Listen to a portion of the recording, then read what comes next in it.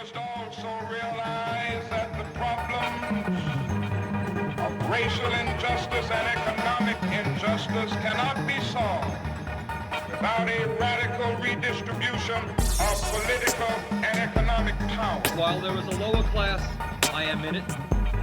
While there is a criminal element, I am of it. And while there is a soul in prison, I am not free.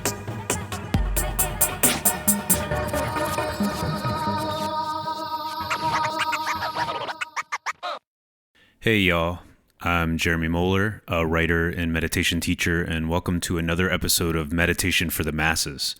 I'm here to take meditation out of faraway monasteries, expensive retreat centers, and corporations like Google, and bring it to the things that matter most in our lives, and that'd be work, relationships, and even politics. This episode is about a phrase I heard when I first started meditating years ago, and a phrase that didn't make sense to me until recently. So what are you going to hear in this episode? You're going to hear about the one time I was in the Dominican Republic and I'm freaking out and I'm riding in a van and there's a teenager driving and we're just cruising down the road at, say, 80 miles per hour. You'll hear another story about a bridge made of glass, and you'll also hear how meditation can help you get in touch with your emotions instead of constantly trying to escape them, like most of us do, definitely including myself. Before that, though, please hit subscribe on whatever podcast app you're using, whether that's Apple Podcasts, Google Play, whatever it is. And go ahead and sign up for my weekly email with tips on meditation practice. It's a little bit more than you're going to get on these podcasts, and that's at jeremymohler.blog/signup. So here we go. How this one phrase can help you understand your emotions and even racism. I'm going to start with a story, and it takes place in the Dominican Republic, as I mentioned in the intro. About 5 years ago, I was visiting the DR, as some people apparently call it, for a friend's wedding in a town called Punta Cana. I was with my girlfriend at the time, but we both actually didn't know the couple in the wedding super well. We had met them earlier in the year, maybe a little over a year, but just had spent some time with them, but not a ton of time. So we felt a little bit out of place in terms of the wedding and everyone that was going. We didn't really know anyone else, but we were excited about being in a new country. So on the way to the resort where the wedding was taking place, I had a bit of a freak out. At that point, I hadn't been outside the U.S. beyond a bunch of trips to Toronto, Canada when I was younger. That's where my grandma lives. And a cruise to the Bahamas when I was 15.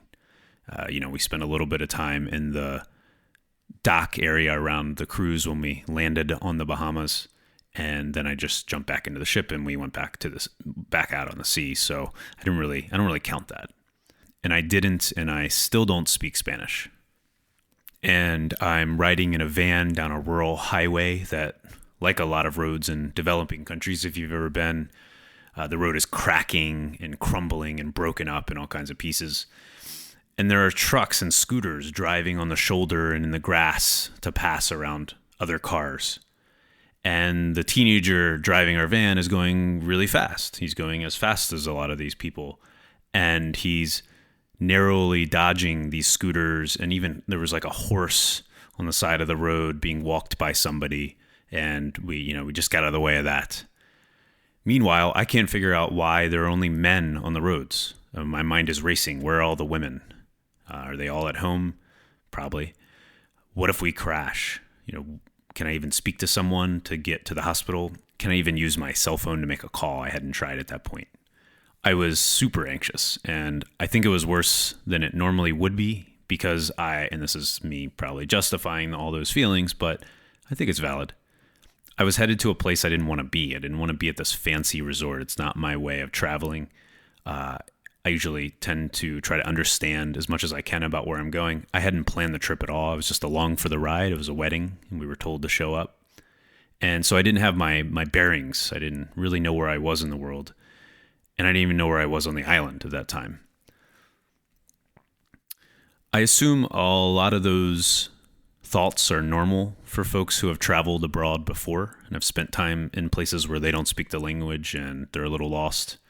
But it was all new to me, as I said. And I can still feel how my shoulders were tensed up as I think back through the story. I was feeling anxiety. My shoulders are a good indicator when I'm feeling anxious. If I notice my shoulders are tight, I'm probably anxious about something. But then something changed. I saw something familiar.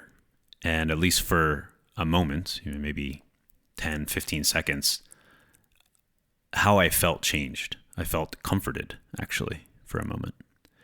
And you won't guess it, but it's an Exxon gas station in the middle of what was pretty much jungle at that point.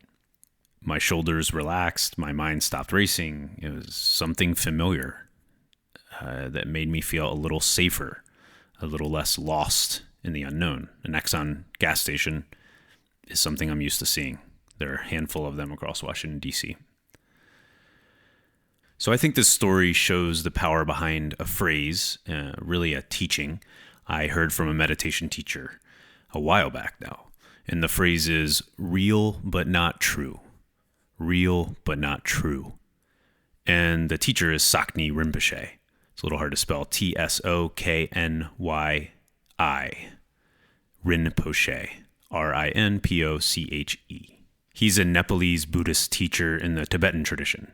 I saw him talk alongside one of my favorite teachers, Tara Brach, back in 2012, which is a few years before when I was in the Dominican Republic, but I hadn't really made sense of the phrase yet.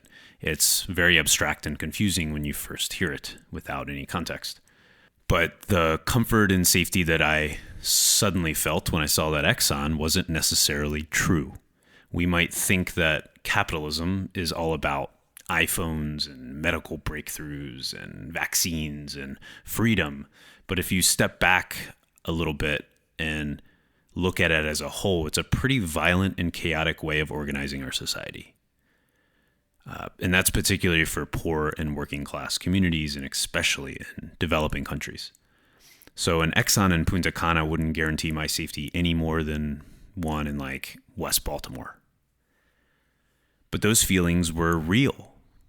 That feeling of comfort was real to me. I was feeling them regardless if I really was supposed to or not. My shoulders actually relaxed without me thinking about it. My mind stopped worrying, speaking of thinking. So I really like this phrase, real but not true, because it opens up a little bit of space, a little bit of room, so that we can notice our thoughts and emotions and then acknowledge that they might not correspond with reality.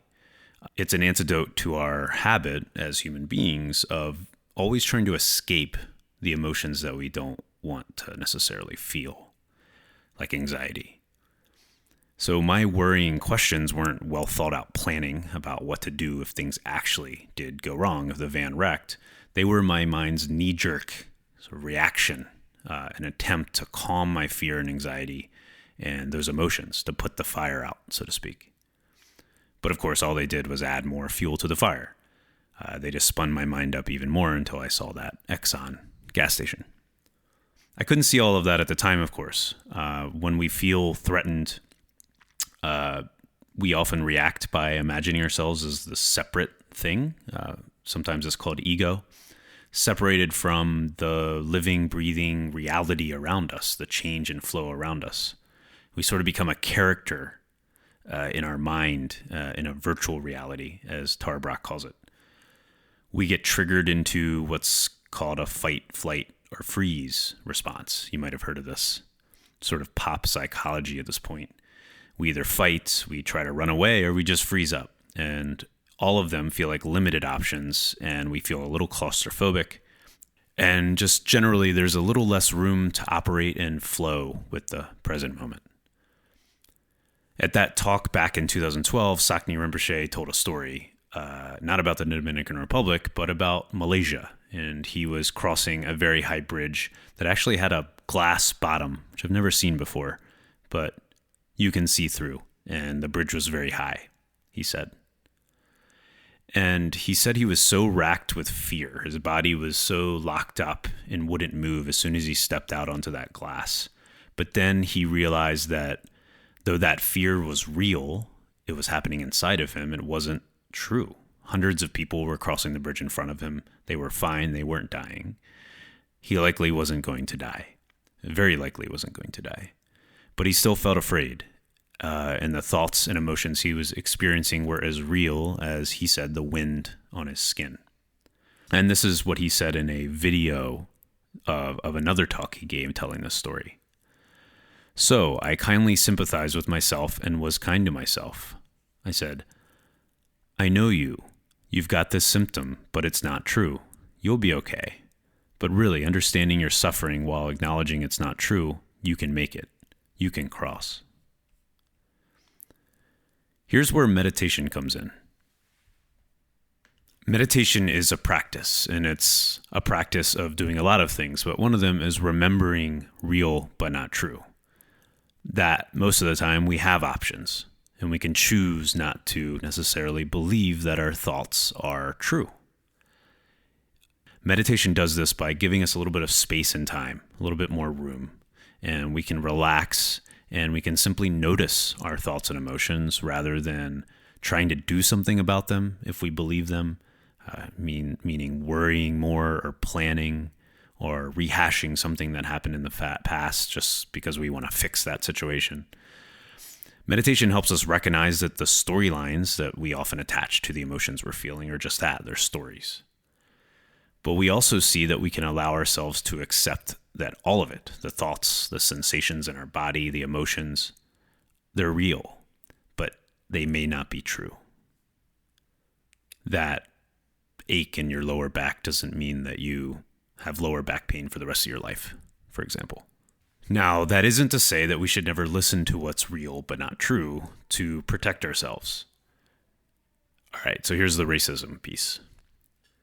Having white skin in the Dominican Republic, a country forced by years of colonialism and imperialism by a number of countries to now rely on a tourist economy, didn't necessarily make me safer. That's because being quote-unquote white isn't true. Race, like white, black, brown, etc., is socially constructed. It's in our minds. It's created by society. And it has no actual biological basis. But racism is real.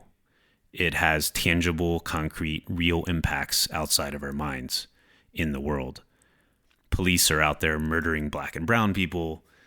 George Zimmerman, Trayvon Martin's killer, he hasn't been brought to justice for murdering an unarmed 17-year-old. I mean, it will take the average black family something like, over 200 years to build up the same amount of wealth the average white family has. Races aren't true, but racism is real. So we should be mindful, to borrow a cliche word, about using this phrase, real but not true, as powerful as it is. It's a tool. It's not a rule. It's not a scripture. It's not a commandment. It's a tool that we can use to sit with our often contradictory relationship with the present moment, with what's actually happening right here, right now. And a tool to sit with our too often violent society and to understand it a little bit more. And then hopefully fight to change it. So this is like meditation. Real but not true is a practice. It's less a map and more of a compass for the next time you're feeling lost in the unknown. All right, that's all I've got for now. Stick around for more on my writing and my teaching schedule, and check out my website, and thank you for listening. A few things before you get on with your day.